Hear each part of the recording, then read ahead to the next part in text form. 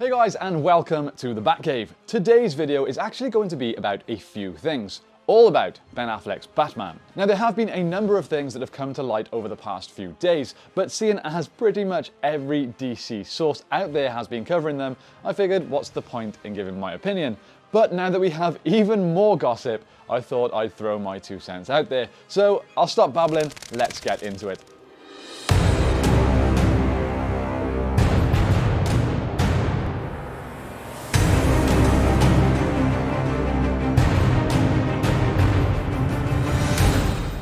Now, first of all, I want to put my own opinion out there.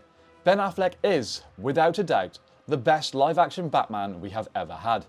He may not have had the best film, or the greatest scripts. He may not have even been given the most deserving version of Batman. But not only was he a great Bruce Wayne, that I believed could be a billionaire, that has sort of lost his mind enough to be able to do what Batman does, but the dude was huge and extremely believable as an unstoppable brute vigilante. He also had the best and most imposing costume. Long live the grey suit Batman. Now, I'd say that The Dark Knight is still the best Bat movie. Kevin Conroy in the animated series is the best version of Batman, but as far as live action Batman goes, it goes to Ben Affleck. Affleck's time as Batman did not get off to the best start. When his casting was initially released, it was met with an insane amount of fan backlash. Speaking on the Howard Stern show, Ben was quoted in saying, "I was hurt.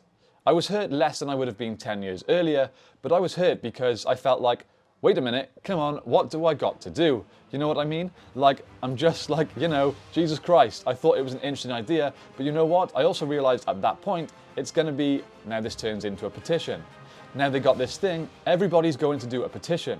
You're really 100,000 signatures. You've signed a fucking petition. Like, you have anything better to do with your day than sign petitions. But ironically, the reason I did this is I wanted to do a movie for my kids, particularly my son, that they would see and be proud of. Then, even though Affleck's portrayal ended up being very positively viewed by fans, the first 2 movies with him in as Batman were extremely controversial. So his time as the Dark Knight was constantly under pressure. So with all that said, the ups and downs with his role over the last few years have been a nightmare. Those of you that don't know, the upcoming The Batman movie was supposed to be written and directed by Ben, starring Ben as the standalone Batman movie within the DCEU. Obviously, some stuff went wrong. Affleck didn't want to direct the film anymore, then shortly after decided he didn't want to be in it either. This made me sad. Very sad. The good news is that he is definitely reprising his role once again in this year's The Flash movie. Bad news is, he confirmed earlier this week that it's definitely his final appearance. He told the Herald Sun that filming the scenes in The Flash movie put a really nice finish on his experience with the character. He said, "I have never said this is hot off the presses, but maybe my favourite scenes in terms of Batman and the interpretation of Batman that I have done were in the Flash movie. I hope they maintain the integrity of what we did because I thought it was really great and interesting. Different, but not in a way that is incongruent with the character." However, he doesn't seem sure whether the scenes will make the final cut. He added, "Who knows, maybe they will decide that it doesn't work. But when I went and did it, it was really fun and really, really satisfying and encouraging, and I thought, wow, I think I have finally figured it out."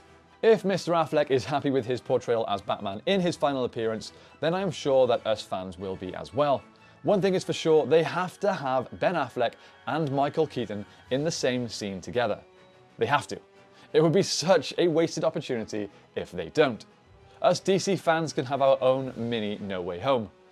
Christian Bale, are you free? Now, yesterday, Friday the 7th of January, an interview with the LA Times appeared online with Ben Affleck. We were given a load of great stuff in this interview that needs to be talked about. And when I say great, I don't mean for Ben. I mean juicy gossip for us fans.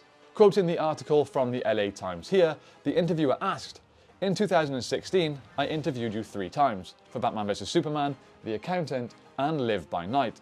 And I got a sense that you were under a lot of pressure. Shortly after that, you dropped out of directing and starring in The Batman and sought treatment for your drinking. Was that when your priorities changed?" Affleck responded by saying, "Directing Batman is a good example. I looked at it and thought, I'm not going to be happy doing this. The person who does this should love it. You're supposed to always want these things, and I probably would have loved doing it at 32 or something, but I was at the point where I started to realize it's not worth it. It's just a wonderful benefit of reorienting and recalibrating your priorities that once it started being more about the experience, I felt more at ease. It was really Justice League that was the nadir for me.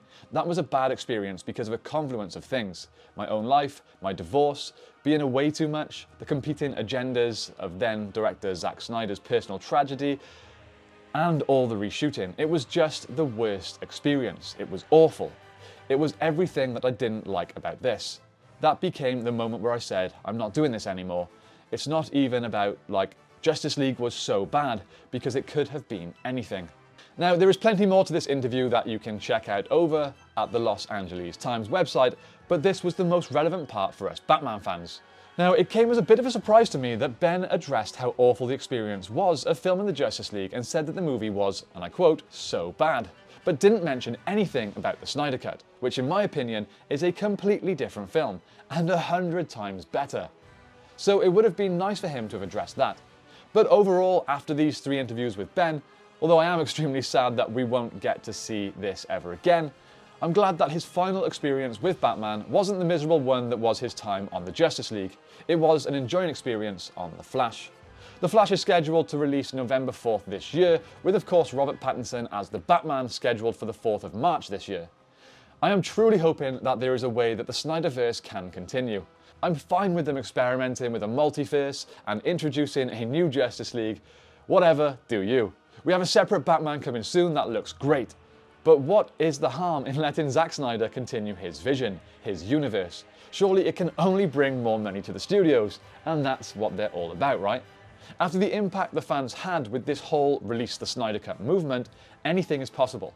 So if that's something you guys want to see, make sure you spread the word. Hashtag restore the Snyderverse.